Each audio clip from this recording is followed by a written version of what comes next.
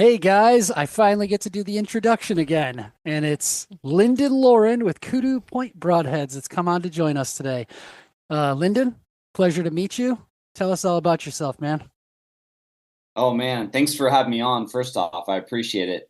Yeah, like you said, from KuduPoint Broadheads, I oversee a little bit of the marketing going on there, and I'm an avid archery hunter, and I love all things broadheads, arrows, bows, and going out in the woods. So yeah, it's a little bit about me.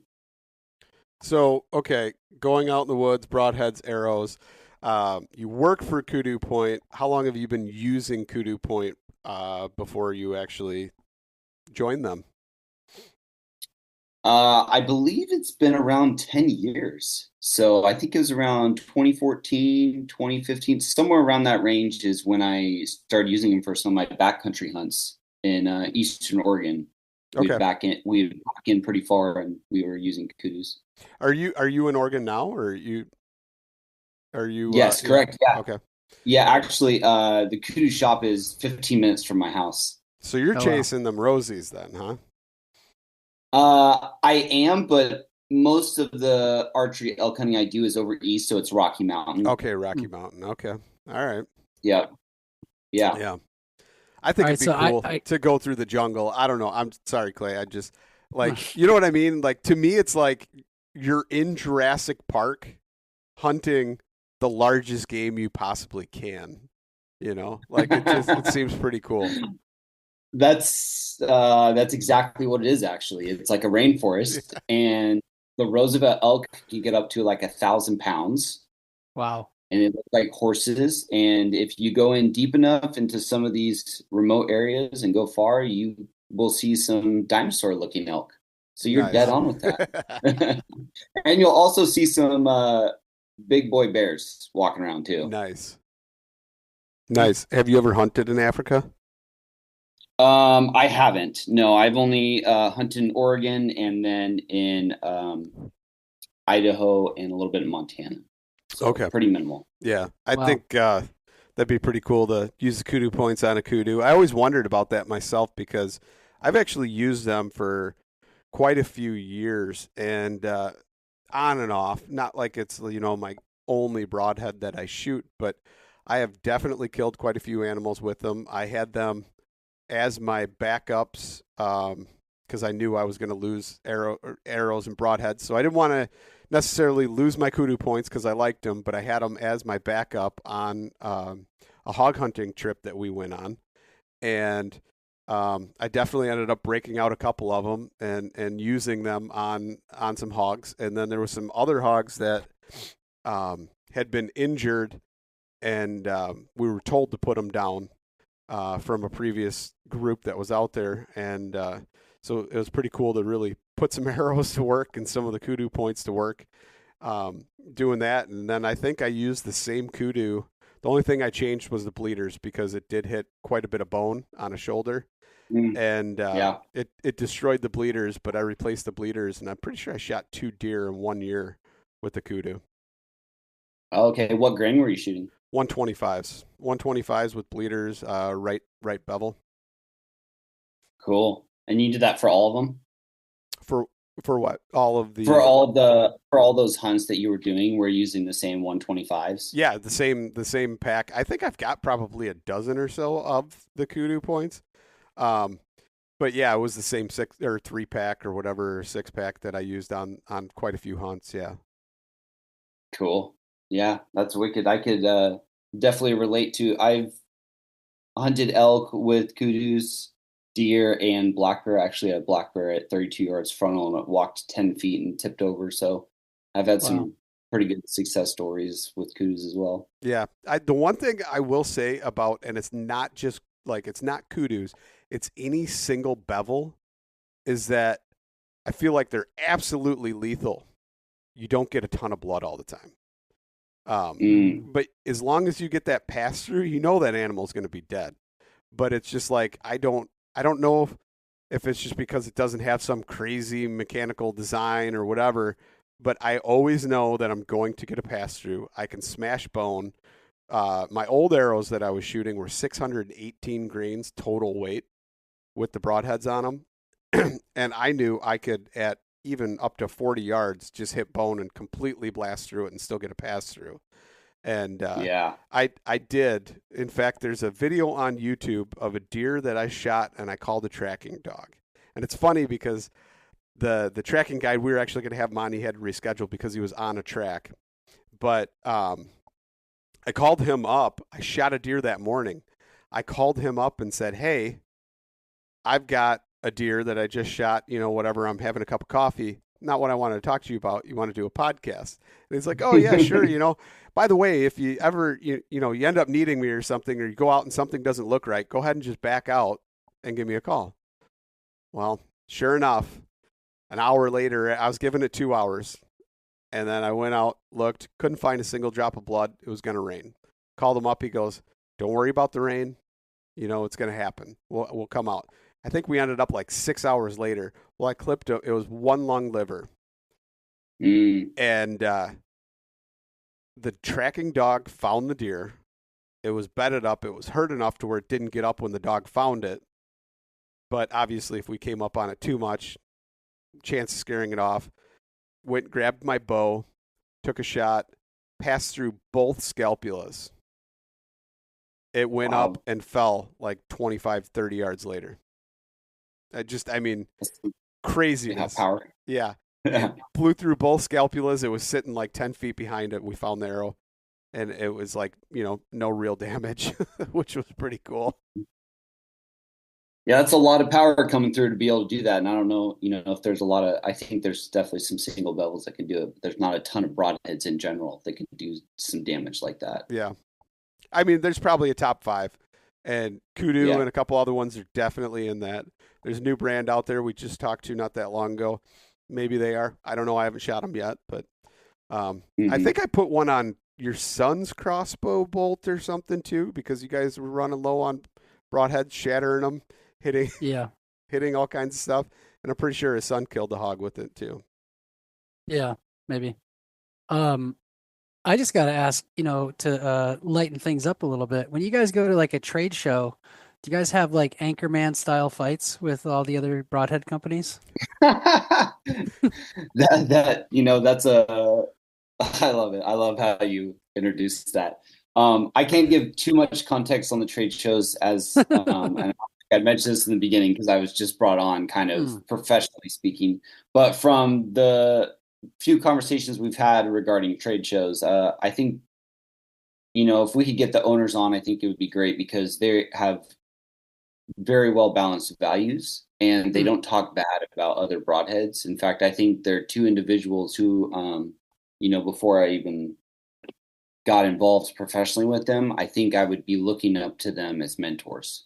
And I think their core values is what's allowed their business to do well, and not really try and step on others' toes or talk bad about others. And that's one of the things they've mentioned when they do talk about trade shows is others will come up and say, "Well, why is your single bevel better than others?"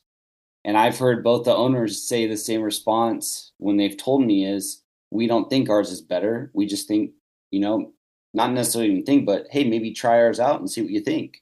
We think there's actually a lot of good single bevels and a lot of good broadheads." And I think it's up to the customer and the archery hunter to test those out and then see what works.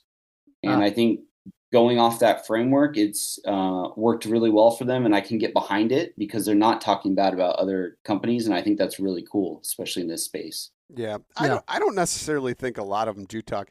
I do like the idea, Clay. I think it's pretty funny.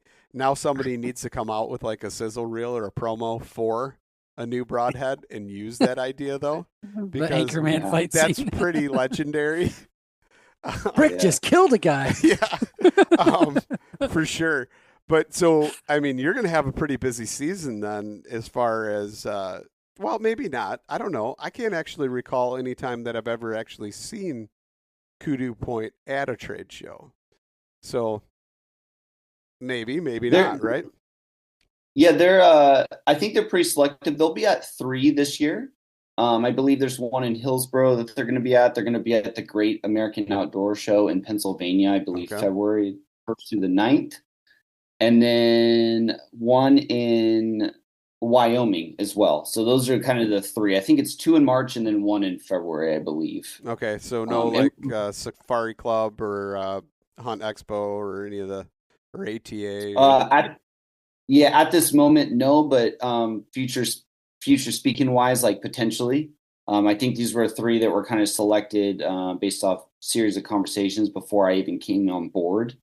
And so that's kind of the direction that it's headed. And I'm sure there's going to be some social media posts regarding the details of what that looks like and all that stuff. yeah. So KuduPoint is how long have they actually been around for? I believe somewhere in the 2013, end of 2012 range is kind of when the business started and kind of took off from there. Yeah, I want to say like the first time I ever ordered, I think it was a 3-pack, and then I was like, man, these are pretty good. I need more. So then it turned into 6 of them, and then I was like, wow, these Yeah. ones I kind of overdid it, and they're kind of dull, and man, I'd rather just order some. It's mid-season. I'd rather order them than try and sharpen them and ruin them. So then it turned into another pack, and then I bought like the Lansky sharpener and I played around and like resharpened one, and I was like, man, that's too much work for me. And then I look on the back of the box, right, and it says like, hey, send the postage, ship them back to us, and as long as they're in a container that can travel through the mail, we'll sharpen them for you again. So now I've got about a dozen I got to send back. Hey, send them over. Send them to the shop. Yeah. Get them So all. you guys Get them all do tuned all the up. resharpening in house then, or? Yeah, they have a shop, and all of the goods are in there. All of the process takes place, and it's like right down the street from my house. So it's a funny small world, but it's right down the street, and they do everything in there. No kidding. Yep. That's so let's kind of talk about a little bit of the hunting stories that you've got and you got to use the broadheads on.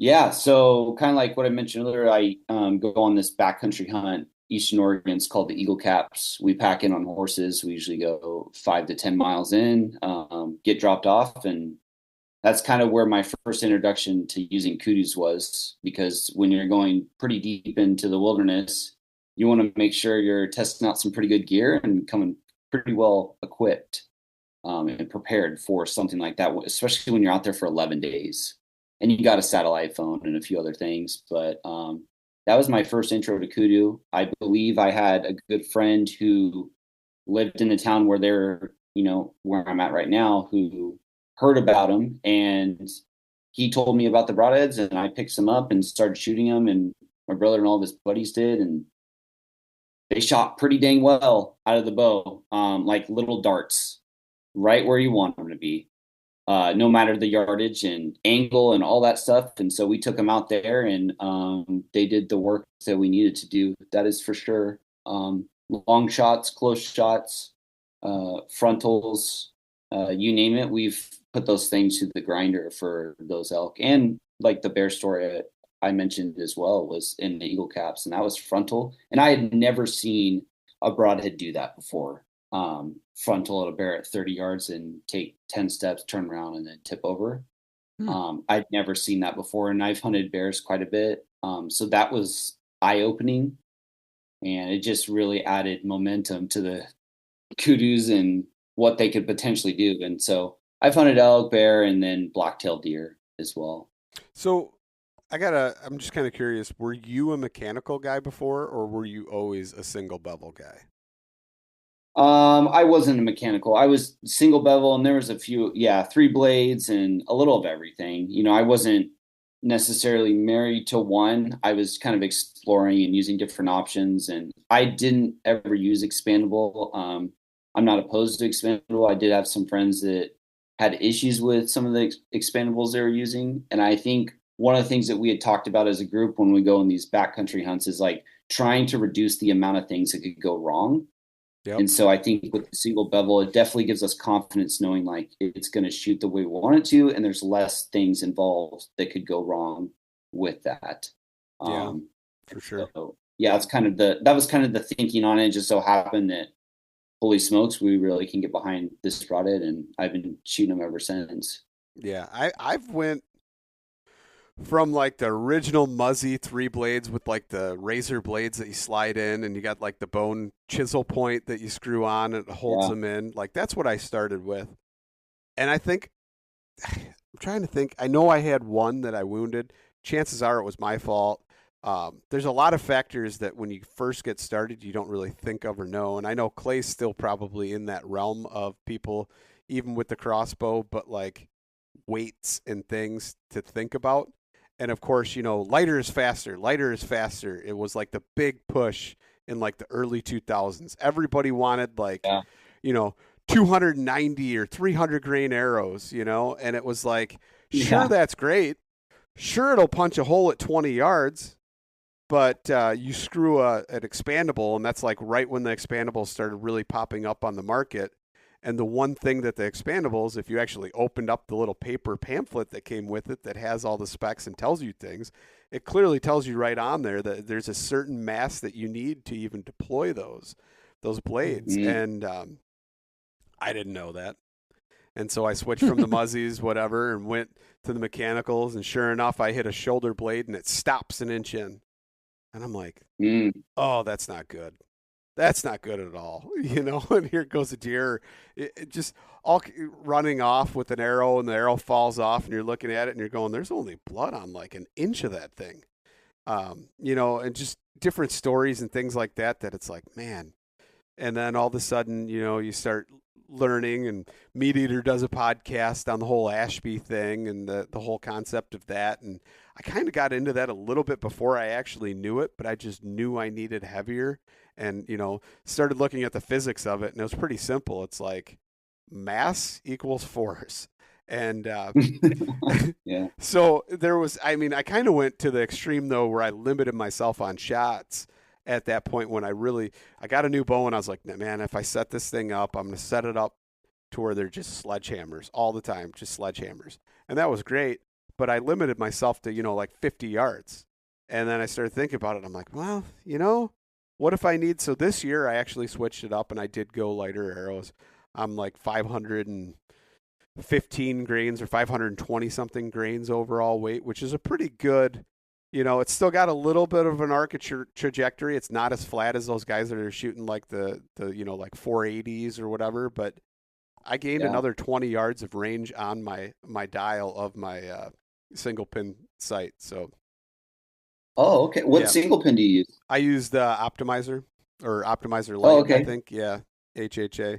And just by doing that, I gained, dropping that 100 grains pretty much, I gained about 20 yards, because before it was like 60 was the max. You could shoot 70, but you're kind of guesstimating and hold over. And now I could actually do 70 and hold over to 80 and be fairly accurate. Dang. Yeah. So it sounds like a pretty good move in that regard. Yeah, I think so. I haven't actually shot anything with it to know, how they react when they actually hit something, but I'm sure the weight is more than adequate. Did you go out tonight? Did you go out in the woods earlier today? Yeah. What were you after? Whitetails.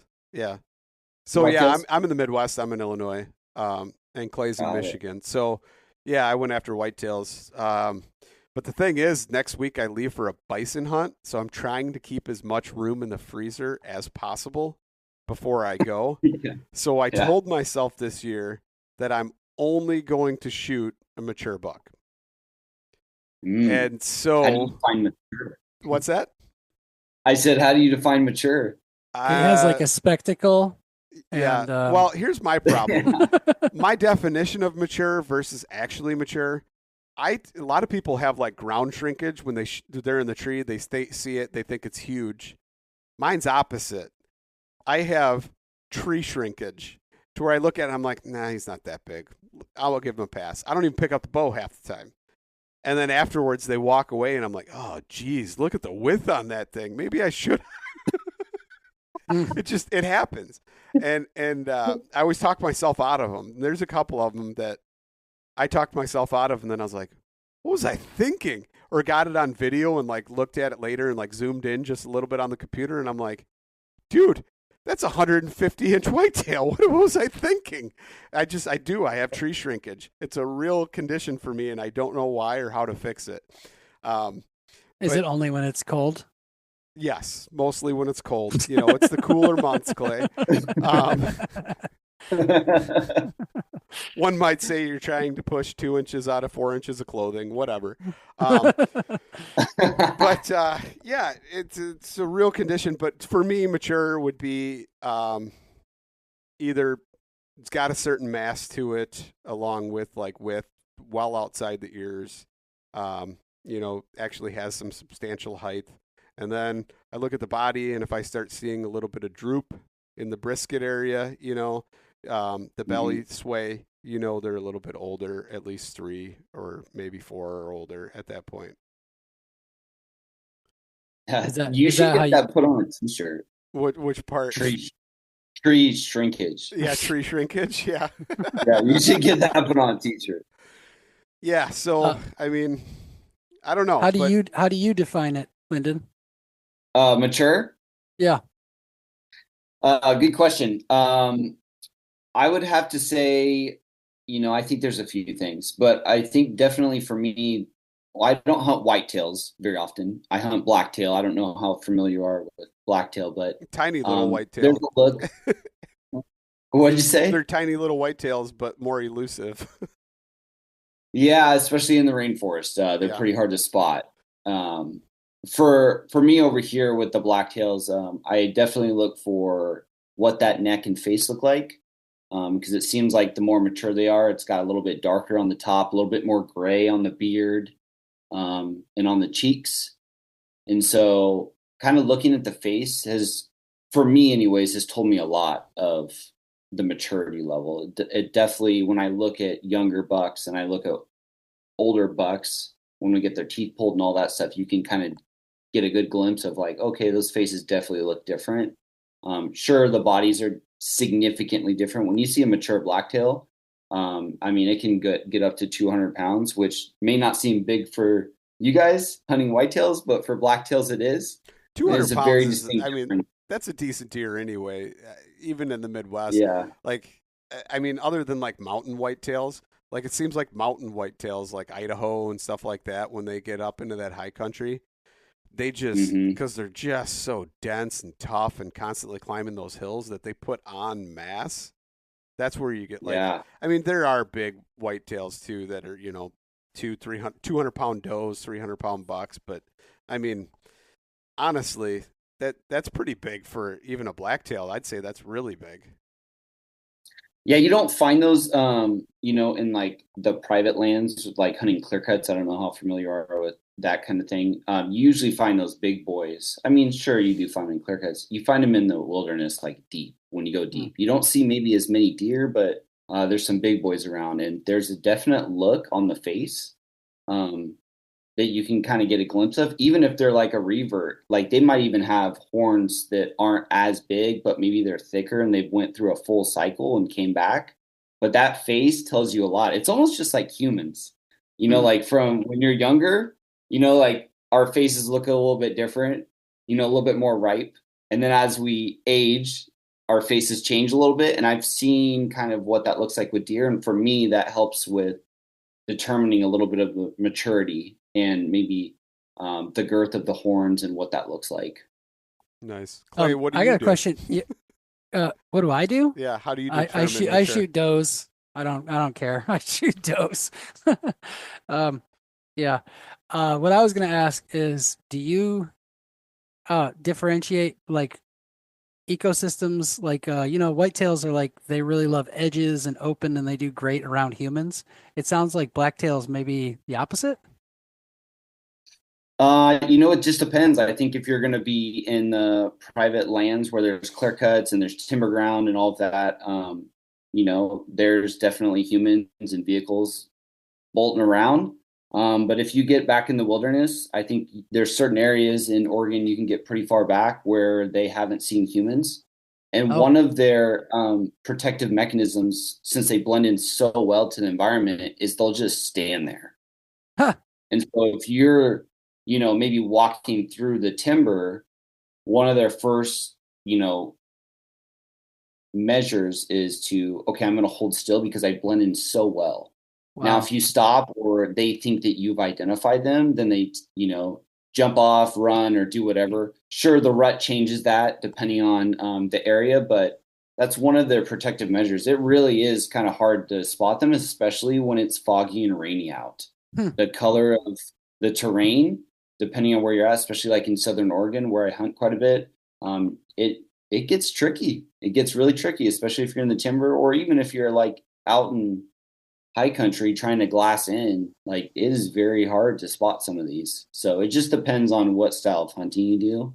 If that makes sense. Yeah, Yeah. so you could just be staring right at one and they would just blend in so much so that you wouldn't even see them. And then all of a sudden they move a little bit and you're like, "Wait, that was right in front of me?" Yeah, I can't tell you how many times that's happened where we were glassing certain areas and literally glassing into canyons like 200 to 600 yards away, and right below us at 150 yards is a pretty mature 3-point based off the face and the girth of the horn. Literally just down there the whole time, and we were there for like 5 minutes glassing, Wow. and it just held still. It just held still until one of us like looked down and we're like, "What is that?" And it was literally just right down there, and we're like, "Oh my gosh!" So it just depends on the terrain. So when you're glassing these canyons and stuff, I mean, are you glassing clear cuts that are in the canyons, or are you actually like getting to a vantage point where you're high enough you can actually glass into kind of the terrain with like the forest or whatever?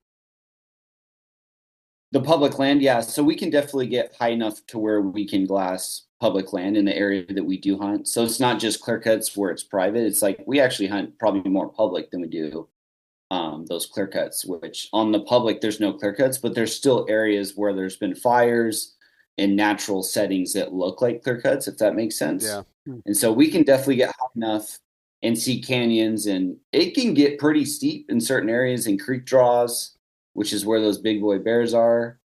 And yeah, there's definitely ample space to glass. I think it just depends on what part of Oregon you're looking, but yeah, in the area that we hunt, we have plenty of glassing opportunities.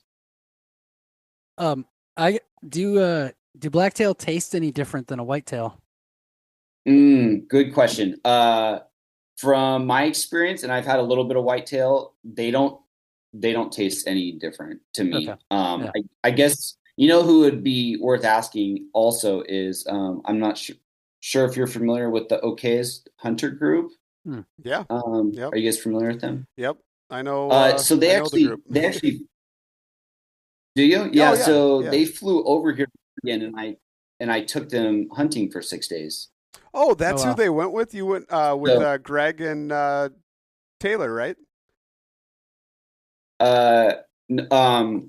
Greg and Derek. Oh, Derek. Okay, Derek Malcor. Yeah. Derek, yeah. Yeah. Yeah, okay. Greg and Derek. So, yeah, so I was the one that picked them up and then took them down and had them for 6 days. So you could also ask them on. They didn't go archery ahead. hunt though, did they? It was a rifle hunt. Yeah, it was rifle. But like the really cool thing about where we hunt specifically is you can use either rifle or bow. So maybe next time. Yeah. No, that's awesome. Maybe next time they come, they can use that. So you guys filmed it too, didn't you? Yeah, it hasn't came out yet. Keegan filmed it, and I'm sure it's going to be pretty high quality. Nice. He's filmed all over the States, so I'm sure it's going to be good. And he's awesome.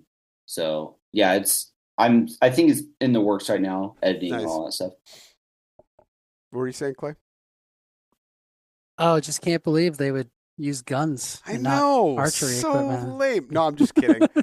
Greg, if you ever listen to this, which I know sometimes you drop in randomly when something piques your curiosity, sorry, I was only kidding. But no, that's cool though. I saw that they did that, and I was like, oh man, I've always wanted to hunt a blacktail. I always thought that'd be cool.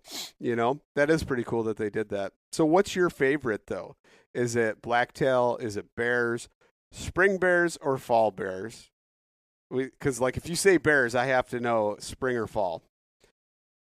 Yeah. And then, of course, For Yeah, for me it's fall bears, but I think a lot of that has to do with kind of my upbringing because when I was 2, I was brought to archery camp by my father and my mother, who also archery hunted at the time, and my family, and it was a big camp of like 15 people. So I was pretty much surrounded by it all the time, and that was kind of my father's specialty was black bear hunting. He used to be a guide in Alaska for a while, and then did a lot of it in Oregon. He was damn good at it. And so that was very common for me to see harvested bears and skinned and all of that stuff in the meat and the claws and teeth. And so I think as I kind of grew older, um, you know, it was just felt natural, and there was a lot of layers that I love about it. And the meat is some of the most nutrient dense meat on the planet when you think about the vitamin and mineral content and the fats. And so I think it's a superfood, and if you gave me one hunt to do for the rest of my life, it's definitely fall bear. Oh wow. I choose fall over spring simply because they have more weight and they have more fat, and I'm interested in the fat, especially with the omega-3s in it and a bunch of other nutrients. oh Oh yeah, cool. So So there's a lot of omega-3s in bear fat then? yeah, yep. You don't have to drink fish oil, just get a bear. All right. So I've also Yeah. heard that a lot of Native American people used to rub the bear oil on their skin as like a kind of protectant from the sun and and kind of mosquito this heal all repellent, sort of and stuff. yep, Yeah. yeah. I Oh, mean, there is yeah. Go ahead. no, that's fine. I'm sorry. There is, There's yeah.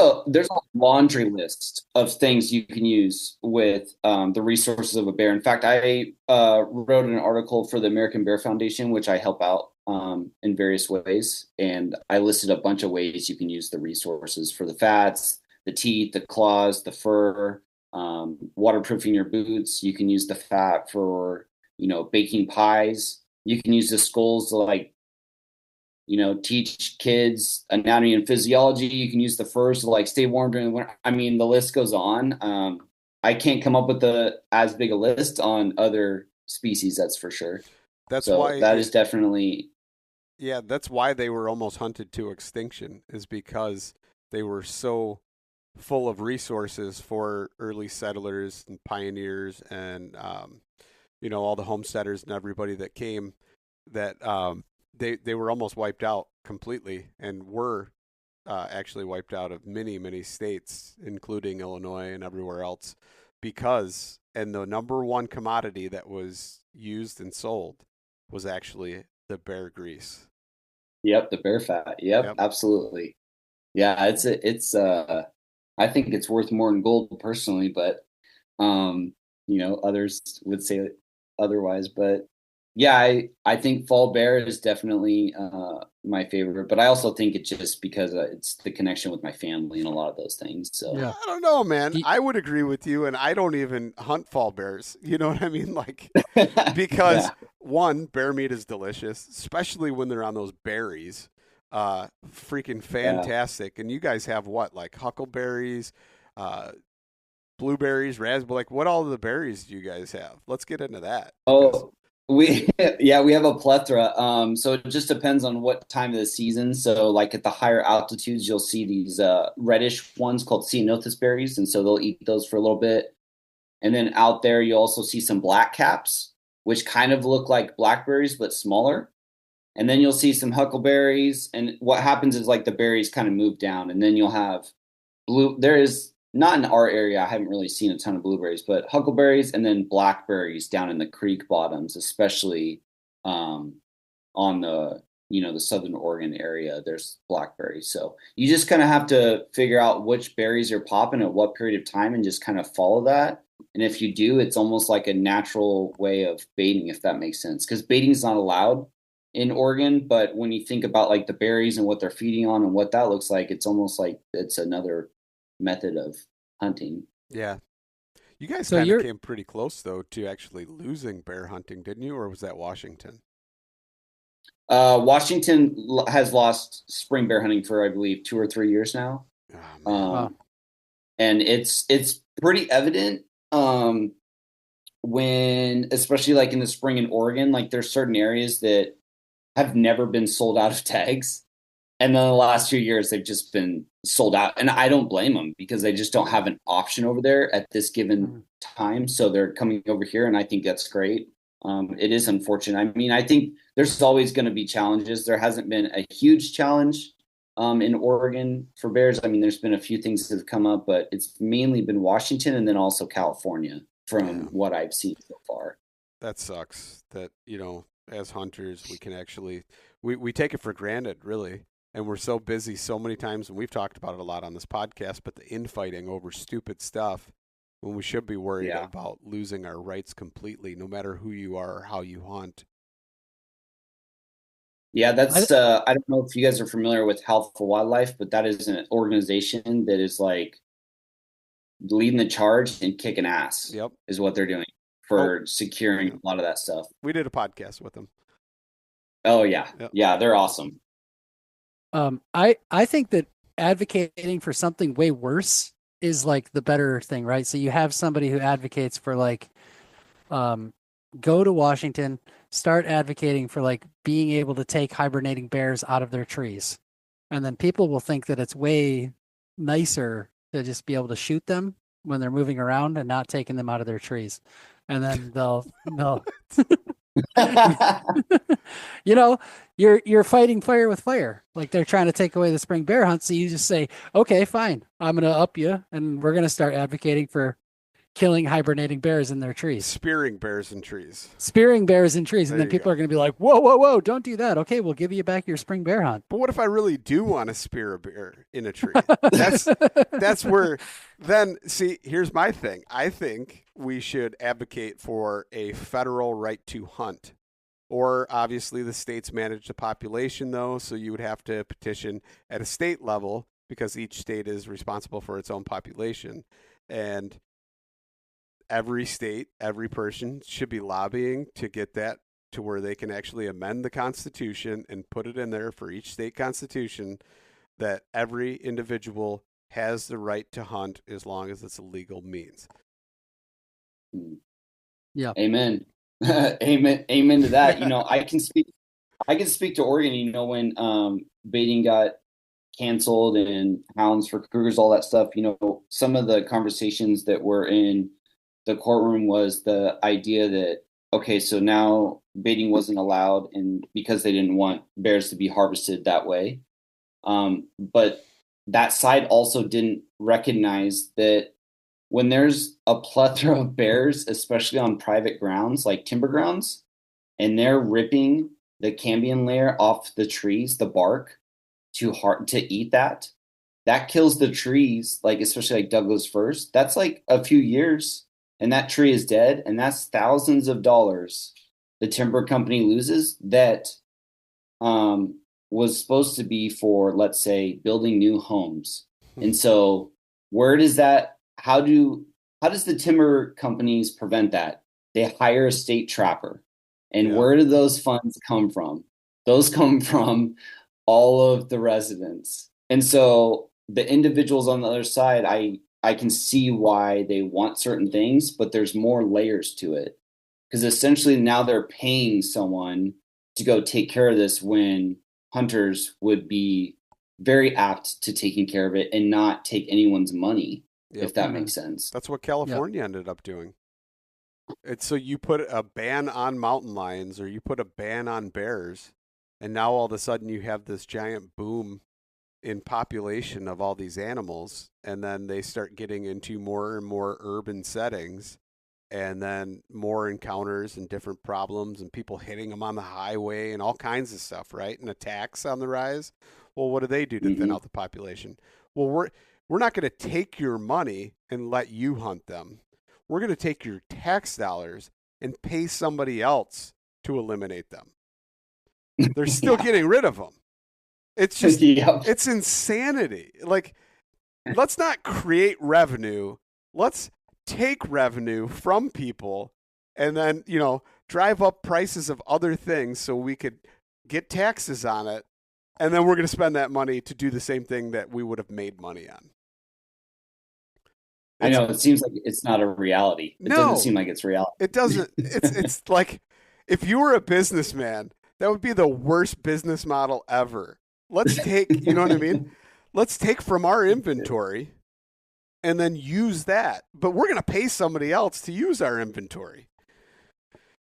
Oh man. Yeah, But, it's a conundrum for sure, and that's why I think, man, when you get the opportunity to go out there, especially with bears, it's like making the most of it because you just don't know if you're not going to get that many more opening seasons. You know what I yeah, mean? absolutely. Especially with predators. Yeah. Like that's one thing I've learned about like hunting and like wanting to go do different things. If you ever get the opportunity, you better take it because you honestly don't know if you'll ever be able to do that again. It's just it's sad, but it's the reality. I mean, look at Colorado. I mean, they went from over the counter to now they're draw units. There isn't a single over the counter unit anymore. So, I mean, the fact that I was saying, yeah, like 2 more years, I'll go out to Colorado, I'll build points in other states, that's gone now. Now I have to build points in Colorado. I think I've got maybe one, but I don't know if they carry over. There's a certain time limit. Like I almost lost my Wyoming points because I forgot to apply for a year. So then I was like, oh, wait. And I went and just in time, they sent me an email saying, hey, you're going to lose those points this year if you don't apply. And so I applied in Wyoming, and I think like I've got like 4, maybe 5 there now, which is that's cool. But you know, it was nice. Colorado's a lot closer than a lot of those other states for us Midwesties, or Illinois. They call them fibs, but you know, either way, I mean, it's just one of those things that you take it for granted, and next thing you know, it's gone. And like you said, you got to do it because you don't know if it's your last season. Yeah, that's why I think, like your podcast and other podcasts is like just trying to advocate for being the best steward you can, because with that then comes a good quality image, and then lessens maybe the organizations that want to tear things down when you have like good quality people. So that's why I like the idea of podcasts and stuff like that, because you can really amplify like stewardship, if that makes sense. Oh yeah. Do you Clay? guys think though, if like people, if like kids just got exposed to animals getting killed in school, then maybe like we work down the progress pipeline, and like in 20 years, people will be like, vegan, what's that? I don't know if it's necessarily the school's job, though. Here's my thing, okay? I don't believe it's the school's job to do anything. Yeah. It's the parents. Unfortunately, what do parents do? They put off that entire burden onto the school system. They push their child onto the school system. Now, whoever has an agenda and funds the schools completely impresses themselves onto the children. It's a sad fact, but it's true. Yeah. Well, Luke, I got a question for you. Clay, and I don't one know might if, even say by design. Yeah. Linden, do you have kids? I do. I have 2. Yeah. Okay. So maybe you guys can empathize with this, maybe not. I don't know. All 3 of my kids have at one point or another expressed disinterest in seeing animals die. And they go, oh my God, I don't like that. Last was my my 5-year-old. She a couple months ago, oh, I don't want to see, like we killed all our meat chickens, right in front of her. She was like, ew, grossed out by it, didn't want to see it. Next batch, she was like, don't kill those things around me. And then she's talking about how she doesn't want to shoot squirrels because we do a lot of squirrel hunting in my family. Well, anyway, last weekend I took her out squirrel hunting, and it was a family event, all 3 kids and me.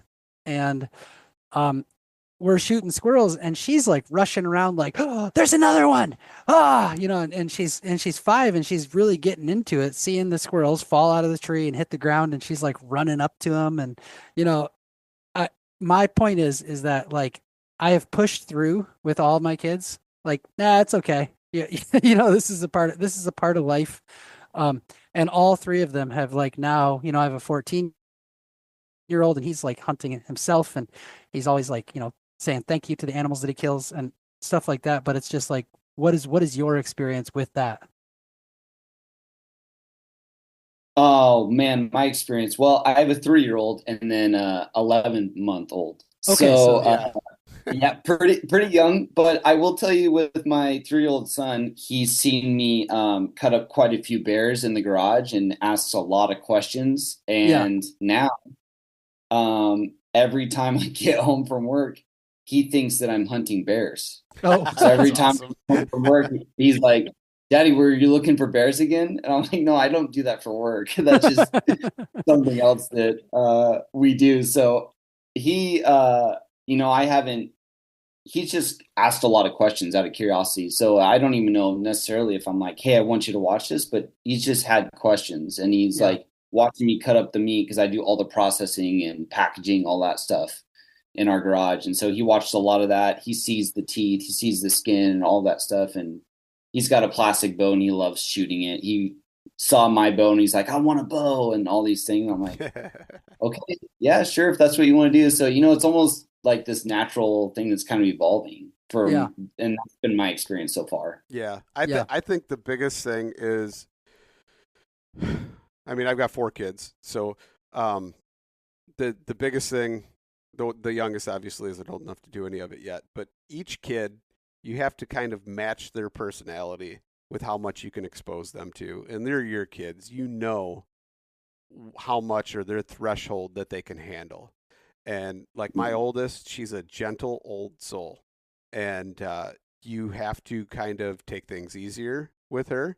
You can't force her into anything. You have to present it and let her go with the opportunity. That's just how she is. So she's willing to eat any of the meat, and she's willing to help butcher it. But as far as like killing the animal, she's come right out and said, "I don't want any part of that. I'm okay that you guys do that." Now, Hmm. my middle daughter, complete opposite. "Yeah, I don't care, Dad. I'll shoot whatever you want me to. Doesn't matter," right? Like you could tell her, That's like, funny. "Hey, man, we got like just all kinds of animals we got to go kill today," and she'll be like, "Yeah, whatever. Don't care." And she doesn't. Mhm. Like that's just her personality. She respects the animal, but she knows if she has to do something, doesn't care. All of my kids have helped me butcher turkeys and chickens and things like that, and all of them will help. Like the oldest one though, she just absolutely won't kill it. The middle one, she's like, "Yeah, that's kind of cool. Can I do it?" And like use a meat cleaver and put its head on nails on a stump. Like doesn't care. My little guy, he's like, "Ew," and then he'll like touch the blood and like draw on things, and then be like, "Hey, can I do that?" "Sure, buddy, have at it." And then he'll be like, "Wait." He'll be sitting at the dinner table. He's still like, you'll explain it to him and tell him, but he's so aloof and in his own world all the time that like, and just running wild with imagination that he'll be like, "Wait, this is the one we killed, Dad?" As he's eating it, and be like, "Huh, that's weird." Like doesn't fully put the connections together until you tell him, and it's just all Yeah. that age and just trying to put it all together. But yeah, the middle one, man, the daughter anyway, she I remember she was like 2 years old and I went dove hunting and just had a tailgate full of doves, and I'm sitting there breasting them out, and she's like, "Pretty bird," holding it and like making its wings flap and stuff, like no regard, didn't care. I always knew she would be the one that would probably go hunting with me first, so Yeah. Wow. That's super cool. From the food side, that is definitely one thing that we just our son eats the same thing that we do. Ah, And so we made a lot of bear tacos and meatloaf and he like eats pounds of it. He nice. loves bear meatloaf and we have a pretty good recipe for that. So he just thinks man, that's normal. I love that you're doing that because so many parents just like make these separate dinners for their kids. And I'm sorry, I'm gonna be judgmental here, but I think that sucks. Hey, you know what? I think it sucks too, but sometimes it happens. And there's a certain age, like when they're 3, they eat anything. Even like, Yeah. I think like 5 is kind of the deciding factor to where they're enough to where they know they can make some of their own decisions or at least manipulate you. Hmm. And that's when Yeah, it Oh, not starts. that, yeah, They not my 4 or kids, 5 man. is about the age where they can really start talking back. They kind of have their own thought process that they're developing. They want to push boundaries somewhat. And I mean, honestly, I think it's healthy to let a kid push the boundaries within reason. Yeah. To let them kind of develop that sense of self and be able to kind of test the boundaries and figure out how far they can go, before there's repercussions. But I think it's good for developing their character. Yeah, no, they can develop their character, but in my house they're going to develop it hungry. Because I'm not I'm not making them a separate meal. Normally it's not a separate meal. We don't like go out of our way and make a separate meal. But like as we're making a meal, like say we're making stir fry, well, two of the kids, they don't like the sauce, but they'll eat the vegetables, they'll eat the rice, and they'll eat the meat. So I can't combine it. You know what I mean? Like I got to keep it separate. Or another example of, I don't like doing it either. Most of the time I don't. Then they don't eat it though. And then my wife's like, well, they would have ate it if you didn't do that. So then it turns into, well, they don't eat dinner. Now they're asking for snacks and going and trying to get their own food out of the cabinet, or spilling cereal all over the floor because they decide to pour a bowl of cereal standing at full height into the bowl on the floor because they didn't feel like getting a step stool and going to the counter. Stuff like that. Well, wait until you guys have teenage boys, because let me tell you, my son will eat a full meal and then not 10 minutes later, I see him out of my periphery walking back into the kitchen and getting like another meal worth of food. Absolutely. That's going to happen. Yeah. And I'm like, oh my God, dude, are you eating again? And then last night I caught him dripping the honey, just like straight into his mouth at like 10:30 p.m. That's a nice glucose spike. Actually, it's not really that big of a spike though. So honey. We actually always joke about that, because even with my son being 3, he eats a ton of food, and I look at my wife and I'm like, we're gonna have to get like 3 elk a year to maintain this. Yeah. Well, people look at me. Yeah, people ask me all the time, like, how much meat or how many deer do you have to kill? I was like, my family couldn't live on deer, not in one deer season. I mean, we get. I have a friend that raises cattle, and I get a half of a cow from him every year. And then I still take like 2 or 3 deer because we're running low on meat by the time deer season comes around.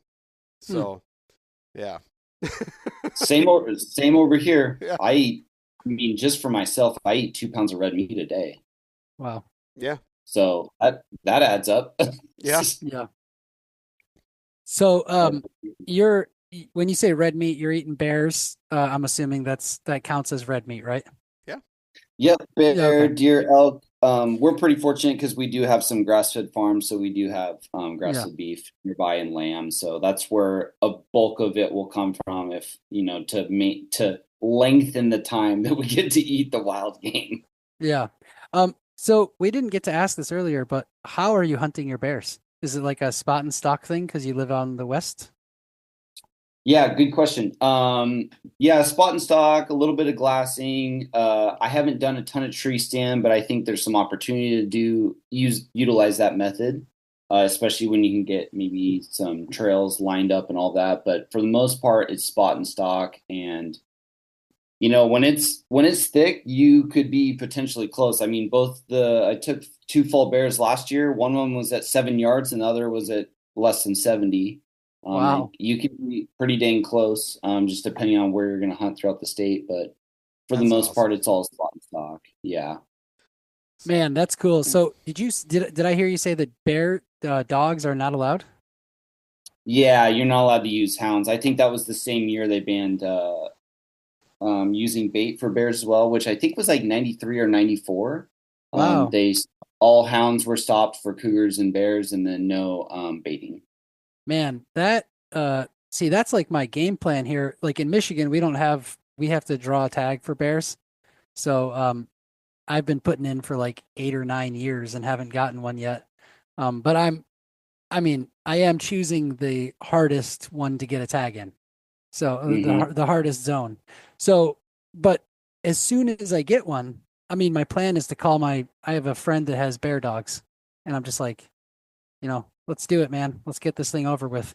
I know you guys are like, oh, like I want to like sit around in a tree stand for like 4 years. And I think working hounds is cool though, to be able to see the relationship that the handler has with the dogs and watch them work. I think it's even though I don't like wounding a deer or whatever, as soon as I call my tracking buddy, I think it's amazing just watching the whole process unfold and watch those dogs pick up not only the scent of like the 6 other deer that may have been in the area within that same hour that I shot that deer, but to know the exact deer that I shot and wounded and follow that track and discern between all the other tracks there and find it. I find that just absolutely amazing.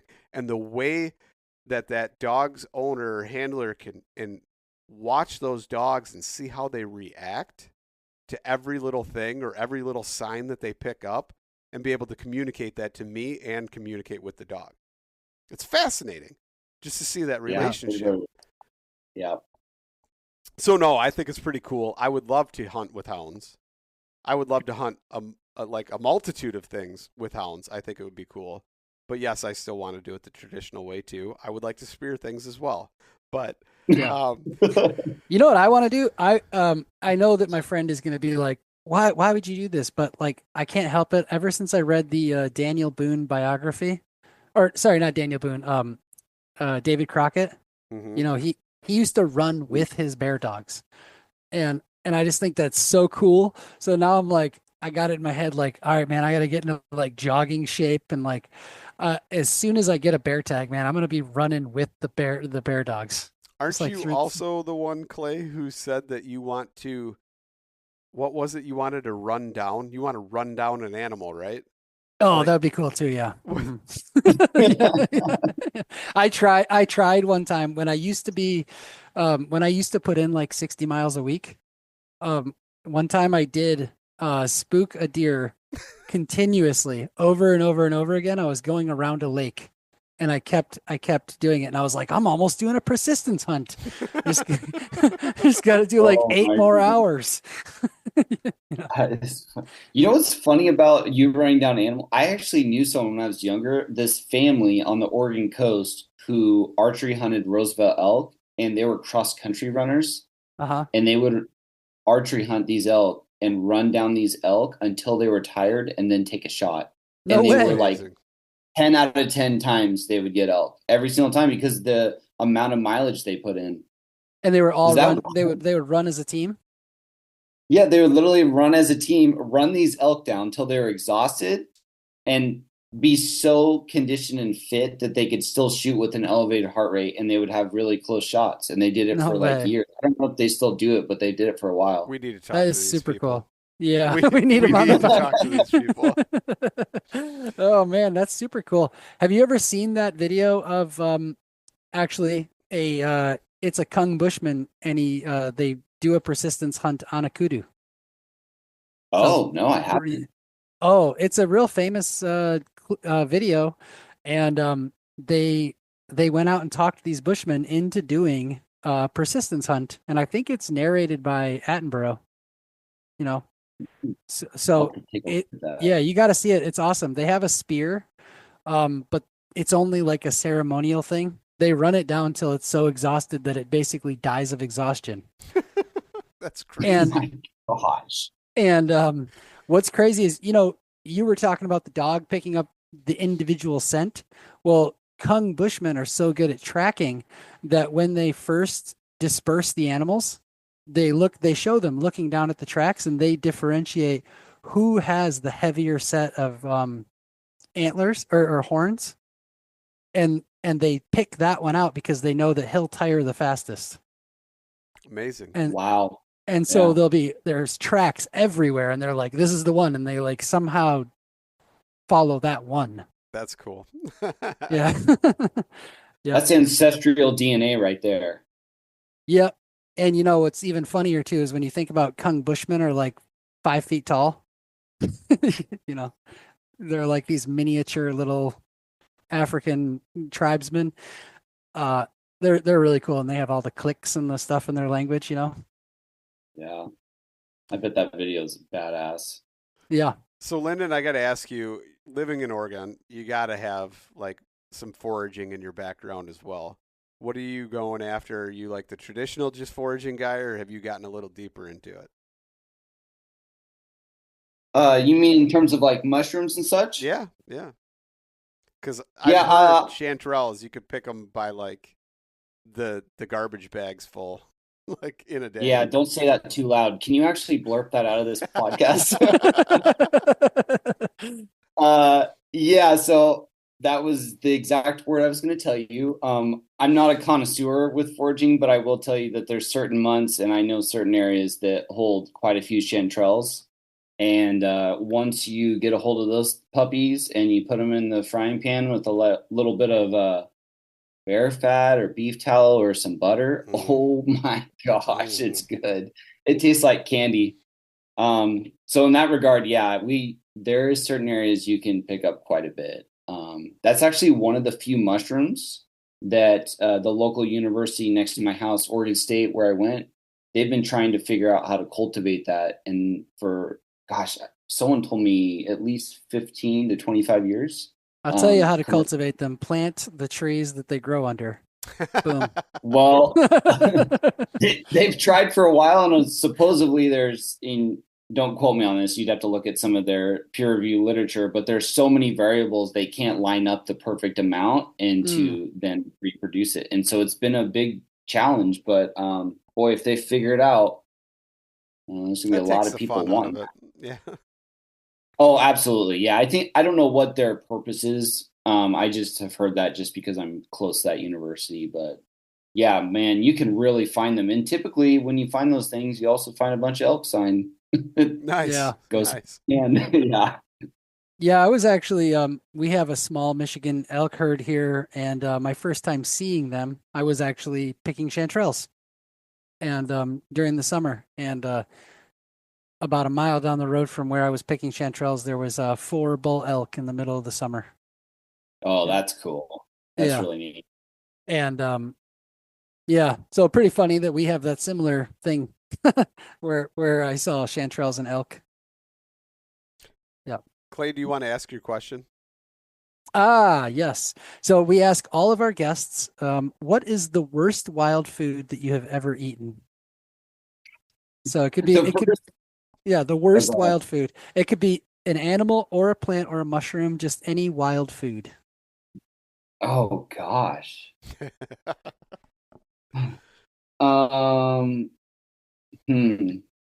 That's a great question. I guess why I think on that, I'm curious what you guys would say. What is your worst that you've had? I mean, like for me, I would think like instantaneously my mind gravitates towards like European high bush cranberry. What has my answer been in the past, Clay? Because I have answered this question. Yeah, I don't know, man. It was a plant of some sort. Probably like burdock. Like, burdock leaves. You know what? I can think of something that I had when I was younger that my dad convinced me of, and I'm not sure why he told me to do it. But he told me to try skunk cabbage. Oh God, yeah. He tried to get you to eat skunk cabbage. Yeah, I can't remember the reasoning why, but we were definitely he was looking for bears. I was with him, and bears are notorious for ripping that up, especially when it's in those pond areas. They love it. They eat it up. And I don't know what it was, but I definitely tried it, and it is something I would not have again. Yeah. Was it like extremely bitter or what? Well, there's so much oxalic acid in it. It's actually dangerous to eat. I'm surprised you like. Well, I didn't. Yeah. Yeah, I didn't swallow it, and if you knew my father, he was definitely the backwoods kind of style person. So he's like, "Well, you don't like it?" I spit it out. I'm like, "That's disgusting." Yeah. More of a joke, but yeah, I can't recall the taste. I just know that like it had to get out of my mouth as soon as possible. That's the only thing I remember. Nice. I mean, I think that it has to get out of my mouth as soon as possible when I'm just walking by it and I smell it. I'm like, oh my God, this is so terrible. And that's funny. I never put that together, but yeah, skunk cabbage. There's always a lot of skunk cabbage where I see a lot of bear sign. Oh, they love it. Yeah, it's like a little Caesar salad for them. Yeah, that's weird. They might be serving up over there. Yeah. there's a spot a few miles down the road where I shot a deer last year. I already told this to Luke, but I gutted the deer and I went back the very next day and the whole gut pile was gone. And, I saw a pile of bear poop that looked to be like the size of like a pile of horse manure. It was like so much poop. And I Nice. was like, Ooh. and then I sent it to my friend and he goes, "That's a huge bear." Like he's like an avid black bear Can hunter. we get a tag for that area, Clay? Yeah, I mean I can hunt there as soon as I get the tag. Oh, Um no, I just meant like, could we get a tag sooner than this? Is mm, this the hard area you were talking yeah, about? yeah. This Oh, is right next to my house. So like, Lower Peninsula of Michigan well, is very a very couple hard to get years bear I'll tags. have my Minnesota bear tags. So, Oh, sweet. yeah. Yeah. How big But when you looked at that pile? What was the circumference of the droppings? of each individual turd, Yeah. um Yep. He's I curious. mean, they looked like a hefty freaking, like little short, like um So that's how we well, I mean there's a lot of ways to do it, but that's one way how we signify, and determine like if it's a pretty mature bears, we call them Pepsi can bears. That looks ah like a yeah, so apparently that's what my buddy said. He didn't say Pepsi can bear, but he said, you know, um he prefers Beer can or Coca-Cola. okay. No, no, I'm just joking. Anyway, Coca-Cola. yeah. No, but he was like saying like, "Oh my God, that looks like a massive bear," because like the turd was like each individual nugget was so big. How big, Clay? Yeah. How big? Was Yeah, it like a beer can, can like big? like a can, like I said, I mean, look at my hand. It was like that big around. Okay. All right. So yeah, Yeah. big bear. Big bear. Yeah. Big bear. That's John But Candy you know reference. what? Okay, just for like my own curiosity, last winter I walked through there during the winter and I tried to find like where there could possibly be like its den. And I could not. I mean, I walked through the whole area, and I'm like, there's bear sign everywhere. There's bear poop everywhere, and I'm like, where is this bear? Like, there's no like big trees that it's in. So like, I'm wondering, did it grow on the ground? I don't know. They're But pretty good at hiding those things, that's for sure. I know, but that's so funny because they're so big. It's like you'd think it'd be so a little bit harder to hide. Have you ever climbed in a bear den, Clay? Why would I do that? I'm not Russian. Why wouldn't you? Um, yeah, no, I don't know. I wouldn't climb into a bear den. So this winter, when you're wandering around and you're looking for a bear den, if you find one, I will not believe you unless you get in with the bear and shoot a selfie. Oh yeah, okay. Yeah, Oh. okay, sure. So I'll do we it if should you do it. we should though actually ask at least, for Linden's sake here. What is the best aspect of the broadhead that you came on to talk about that we didn't talk about? Hey, we talked a little We bit. did. That's okay. Yeah. Yeah. Gosh, the best aspect for the things that come to my mind is durability. Okay. Durability, And affordability. rock hard. Yep, rock hard, dependable.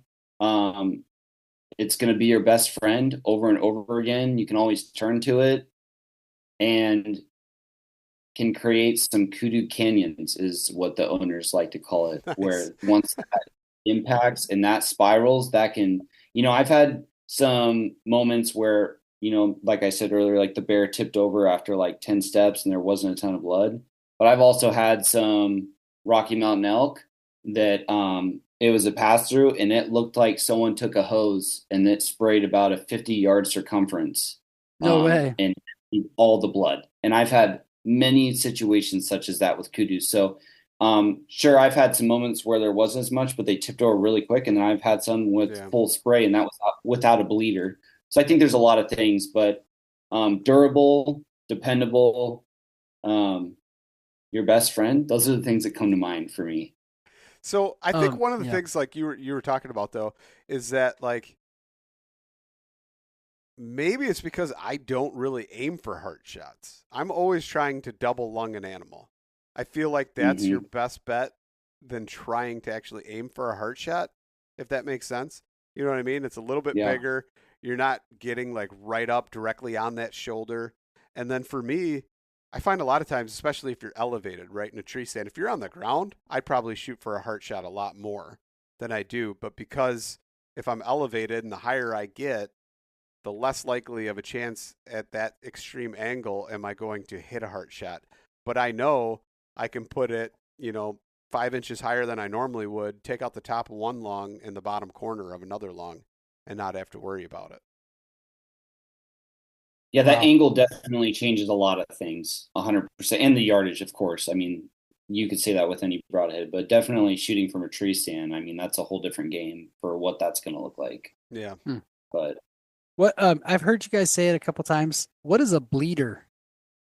Oh, Yeah, I don't, I don't have these broadheads, so I don't know. And I like gun hunting, so.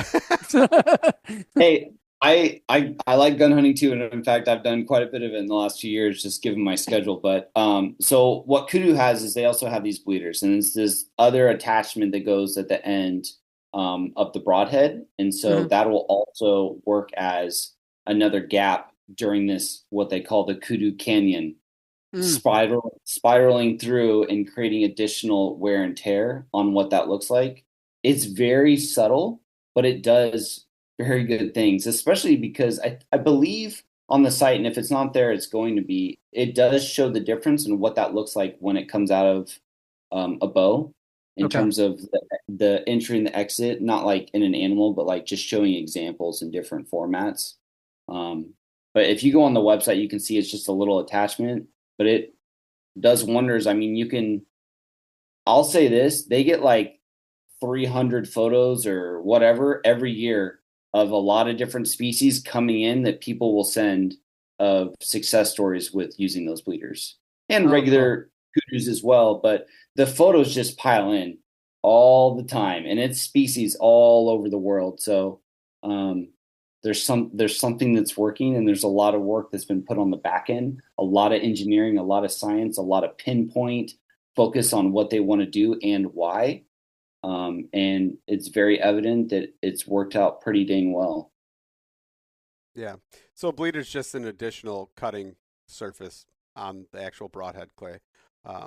Typically, a lot of broadheads that are single bevels also have that. Or you could at least order them with that option. So when I hear single bevel, I didn't even think about asking this. And we had one of the last podcasts that we did was with other broadhead company. But when I hear a single bevel, and I heard you just saying that it spirals, does that mean that there's a single bevel on one side, and then on the opposite side there's a bevel, and so there's opposing bevels? Correct. Or is it just okay? Yeah. So it forces that rotation. Yeah. Okay, I see. So in my mind, the whole last podcast we did and this one up until this point, I'm thinking that all the bevels on one side, and I was like, I don't understand how that's. No, it's opposing bevels. So then it forces it so the one side is flat, right? And it forces it because it's got that airfoil now. And it forces it into rotation by doing that. Yeah. Okay. So now you're relying more on that point to do the turning versus your actual fletching. Now your fletching are following that leading edge. Okay. Now it's starting to make a lot more sense. Yep. The Kudu is really good. Yeah. We'll do an entire really Ashby episode. Yeah. What were you going to say, Linden? The Kudu is very good at continuing to spin after the exit. It's still spinning. No way. Yeah. I mean, I've had pass-throughs that, like that bear I was speaking of, because that one just blew me away, was that frontal, and it blew through the whole bear and then stuck in a tree, and you could tell that it was still spinning based off the tree and the exit. So, yeah, those things are like little drills that act as darts. Wow. Nice. Man, that's crazy. Well, I'll have to try some of these out then.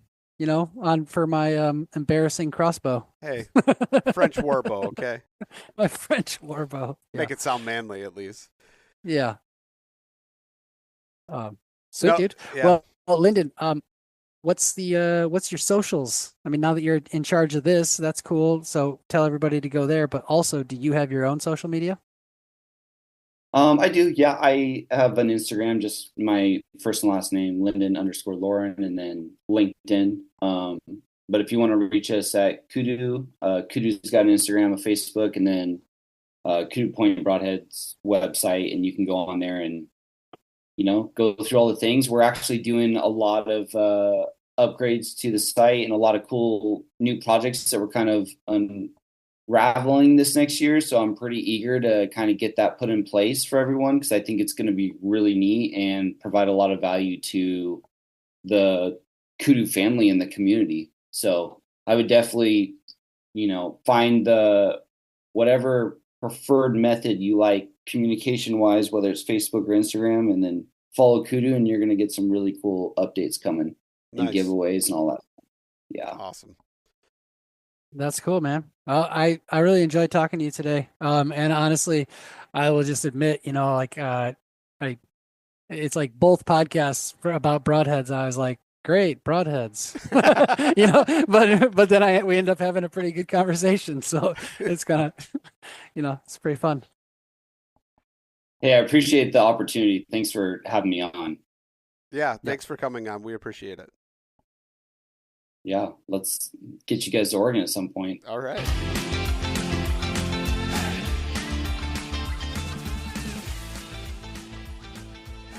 And once again, thank you so much for listening to the Publicly Challenged podcast. I hope you enjoyed the show, and if you did, please subscribe on whatever platform it is you're listening to. Also, if you could leave a review, that would help us out. And you can check us out on Instagram or at publiclychallenged.com. And once again, thank you so much for listening to the show.